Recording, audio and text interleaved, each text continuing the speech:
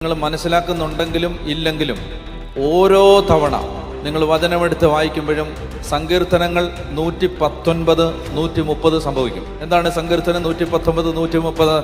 അങ്ങയുടെ വചനങ്ങളുടെ ചുരുളഴിയുമ്പോൾ പ്രകാശം പരക്കുന്നു. അതായത് ഇരുട്ട് മാറിപ്പോവും. ഇരുട്ട് പിശാചാണ്.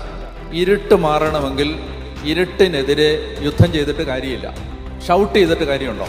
ഇരുട്ടിനെ കുറെ അങ്ങോട്ട് വഴക്ക് പറയുക, പിള്ളേരെ വഴക്ക് പറയുന്ന പോലെ ഇരുട്ടിനെ കുറെ അങ്ങോട്ട് വഴക്ക് പറഞ്ഞു. ഇരുട്ട് പോവോ? ഇരുട്ടിന് നേരെ 4 ചാട്ടം അങ്ങ് ചാടി. ഇരുട്ട് പോവോ? പോവത്തില്ല.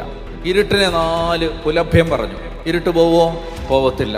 ഇരുട്ട് പോകണമെങ്കിൽ വെളിച്ചം കത്തിക്കണം, ഒരു ലൈറ്റ് ഇടണം, സ്വിച്ച് ഓൺ ചെയ്യണം, ഒരു മെഴുകുതിരി കത്തിക്കണം, ഒരു ടോർച്ച് അടിക്കണം, എങ്കിലേ ഇരുട്ട് പോകത്തുള്ളൂ. പ്രകാശം പരക്കാതെ അന്ധകാരം പോകത്തില്ല. നിങ്ങൾ അറിഞ്ഞോണം. അല്ലാതെ എന്തുമാത്രം